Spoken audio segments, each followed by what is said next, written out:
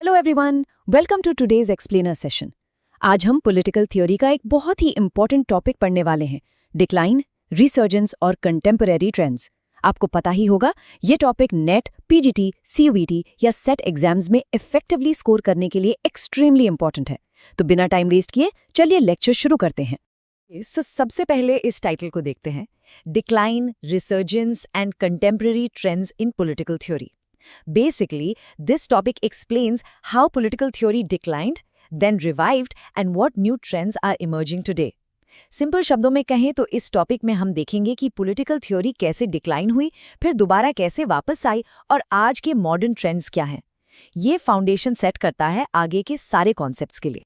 चलिए आगे बढ़ते हैं। Political theory is the systematic study of political ideas, values, institutions, and processes. This means political theory studies ideas like justice, equality, and how political systems work. Hindi में समझें तो political theory में हम ideas जैसे न्याय, समानता और हमारा पॉलिटिकल सिस्टम काम कैसे करता है, ये सब एक्चुअली पढ़ते हैं। अब इसके दो मेन पिलर्स होते हैं। It is a combination of two pillars, meaning political theory has two main parts, यानी पॉलिटिकल थ्योरी दो मेन पार्ट से मिलकर बनी है। पहला पिलर है normative.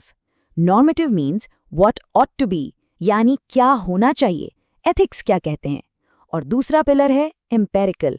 Empirical means what is, यानी रियलिटी में क्या हो रहा है, फैक्ट्स क्या हैं।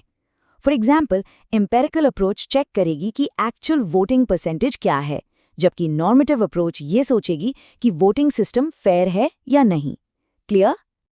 ऑलराइट, अब हम अपने पहले मेजर हिस्टोरिकल शिफ्ट पर आते हैं, the decline of political theory 1940s to 1960s। Time period 1940s to 1960s। This was the time when the decline started. इसी पीरियड में डिक्लाइन शुरू हुआ था। पर क्यों? Well, the major shift was that political science moved heavily towards scientific, empirical, and behavioral approaches.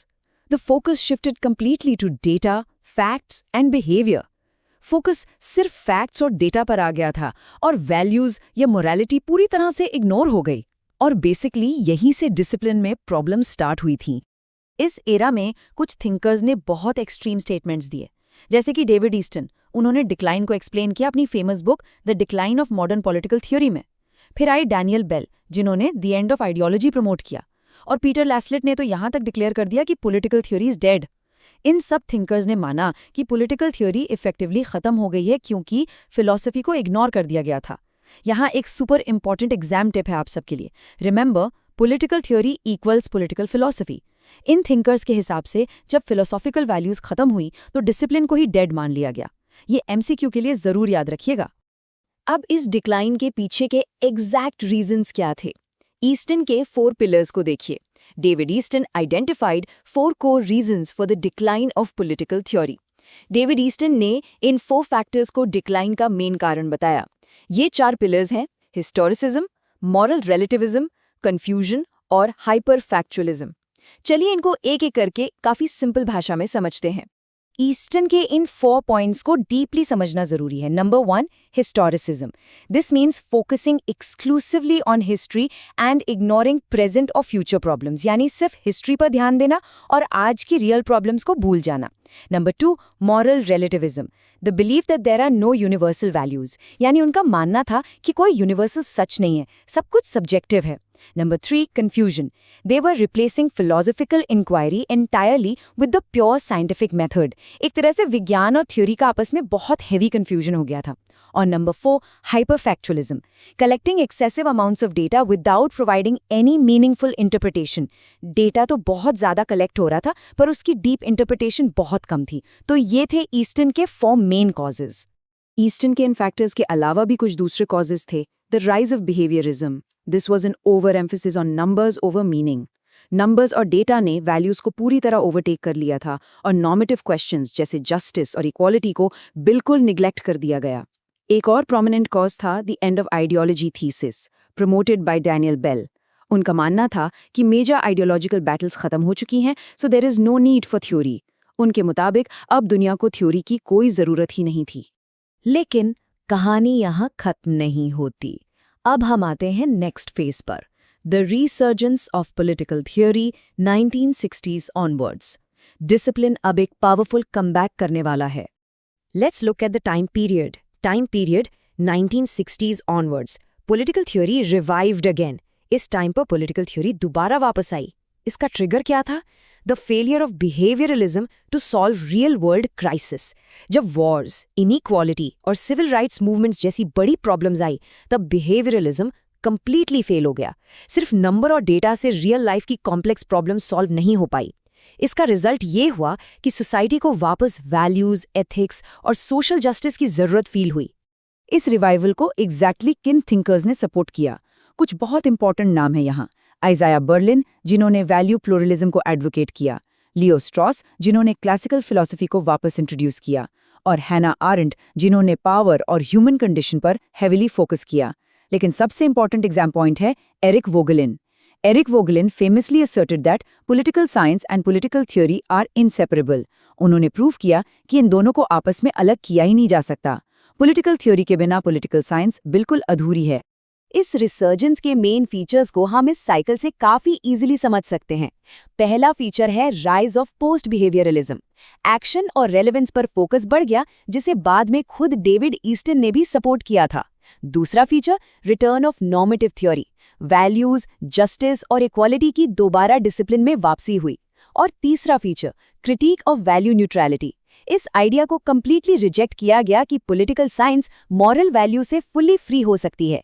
अब values और facts दोनों का एक परफेक्ट ब्लेंड डिसिप्लिन के लिए जरूरी था. All right, moving on to our third major section, contemporary trends in political theory. अब हम देखेंगे कि मॉडर्न डे में एग्जैक्टली क्या चल रहा है.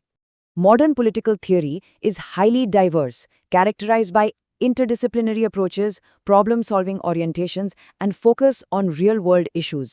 This means modern theory is highly practical, interdisciplinary, and solves real-life problems. Hindi में समझे तो आज की थ्योरी सिर्फ एकेडमिक किताबों में बंद नहीं है. ये इंटरडिसिप्लिनरी है और दुनिया की रियल लाइफ प्रॉब्लम्स को एक्चुअल में सॉल्व करती है. चलिए पहला मेजर ट्रेंड देखते हैं, liberalism and neo liberalism. Key thinker John Rawls, major book a theory of justice, core concept justice as fairness. This focuses heavily on equality and distributive justice. John Rawls का core concept था justice as fairness. Exam के perspective से ये सबसे major keyword है, जहां focus fairness और socio economic equality पर होता है. दूसरा प्रोमिनेंट ट्रेंड है Marxism and neo Marxism. Key thinker Karl Marx, core concept, class struggle. This provides an ongoing critique of capitalism and examines power dynamics. Karl Marx ने historically class struggle की बात की और capitalism को critically analyze किया. ये trend आज भी डीपली दिखता है कि इकोनॉमी कैसे सोसाइटी में पावर को अल्टीमेटली कंट्रोल करती है. तीसरा ट्रेंड है communitarianism. Key thinkers Michael Sandel, Charles Taylor. Core concept community over individual. They argue that individual identity is shaped by the community. इसका सिंपल मतलब है कि एक अकेले इंडिविजुअल से ज्यादा इंपॉर्टेंस पूरी सोसाइटी और कम्युनिटी की होती है. एक इंसान की आइडेंटिटी अल्टीमेटली उसकी कम्युनिटी से ही तो बनती है. हमारा चौथा ट्रेंड यहाँ पर है फेमिनिस्ट पॉलिटिकल थियोरी. की thinker Carole Pateman. Core focus critique of patriarchy. This highlights the historical exclusion of women and focuses on gender equality. Carole Pateman ने पेट्रियार्की का शार्प क्रिटिक किया. यहाँ मेन फोकस इस बात पर था कि पॉलिटिक्स में प्रॉपर जेंडर इक्वालिटी आनी चाहिए और हिस्टोरिकली विमेन के एक्सक्लूजन को अर्जेंटली एड्रेस करना चाहिए. पांचवां इंपॉर्टेंट ट्रेंड है पोस्ट मॉडर्निज्म. की thinker Michel Foucault. Core focus power, discourse, knowledge. Post modernism rejects universal truths and examines how language creates power. Michel Foucault और पोस्ट मॉडर्निज्म किसी भी एक यूनिवर्सल सच या ग्रैंड नैरेटिव को नहीं मानते हैं. ये ट्रेंड बहुत डीपली बताता है कि नॉलेज और डिस्कोर्स का यूज करके सोसाइटी में पावर को कैसे शेप और कंट्रोल किया जाता है. इनके अलावा दो और बहुत ही प्रैक्टिकल ट्रेंड्स हैं आज के टाइम में.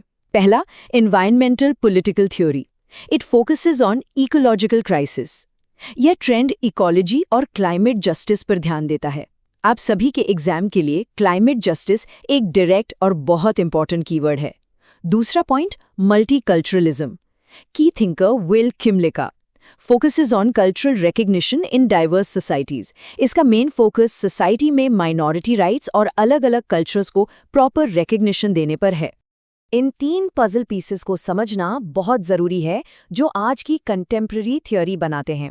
Interdisciplinary, problem solving oriented, the perfect mix. Modern theory combines normative and empirical approaches. आज की थ्योरी फैक्ट्स और वैल्यूज का एक परफेक्ट मिक्स है। इसमें एथिक्स और डेटा दोनों शामिल हैं और ये ग्लोबलाइजेशन, क्लाइमेट चेंज या इनइक्वालिटी जैसे रियल वर्ल्ड अर्जेंट मुद्दों को सॉल्व करने पर प्रैक्टिकली फोकस करती है। ओके स्टूडेंट्स, अब हम पहुंच गए हैं अपने स्पेशल एग्जाम बूस्टर सेक्शन पर। इस रैपिड रिवीजन पर ध्यान देना बहुत ज़रूरी है। डिक्लाइन का मेन कॉज क्या था? राइज ऑफ बिहेवियरलिज्म, जहां नंबर्स और डेटा ने वैल्यूज़ को हरा दिया। ईस्टर्न के 4 फैक्टर्स क्या थे? हिस्टोरिसिज्म, मॉरल रिलेटिविज्म, कन्फ्यूजन और हाइपरफैक्चुअलिज्म। डैनियल बेल ने क्या आइडिया दिया? End of ideology. लैस्लिट ने क्या डिक्लेयर किया? Political theory is dead. Revival का ट्रिगर क्या था? फेलियर ऑफ बिहेवियरलिज्म और वैल्यूज का वापस आना यानी पोस्ट बिहेवियरलिज्म। एरिक वोगलिन का मेजर कंट्रीब्यूशन क्या रहा कि थियोरी और साइंस इनसेपरेबल हैं। और कंटेम्प्रेरी हाईलाइट क्या है? जॉन रॉल्स और उनका concept justice as fairness. Exam से पहले इस क्विक रिवीजन बोर्ड को जरूर गो थ्रू कीजिए। और इसके साथ हमारे आज के एक्सप्लेनर के फाइनल कंक्लूजन पर आते हैं। Political theory never truly died, it simply evolved. Political theory never died, it just changed its form to solve modern issues. Political theory कभी सच में खत्म नहीं हुई थी, बस वक्त के साथ बदल गई और कॉन्स्टेंटली इवॉल्व हुई। आज ये डिसिप्लिन शायद पहले से कहीं ज़्यादा स्ट्रॉन्ग और रेलेवेंट है। मुझे उम्मीद है कि इस डीप डाइव से आपके सारे कॉन्सेप्ट्स बिल्कुल क्रिस्टल क्लियर हो गए होंगे। अगर आपको ये सेशन हेल्पफुल लगा हो तो प्लीज़ लाइक, शेयर और सब्सक्राइब ज़रूर करें। नेक्स्ट क्लास में हम ऐसे ही और इम्पोर्टेंट टॉपिक्स कवर करेंगे जो एग्जाम्स के लिए सुपर क्रूशल हैं। Keep learning and stay focused.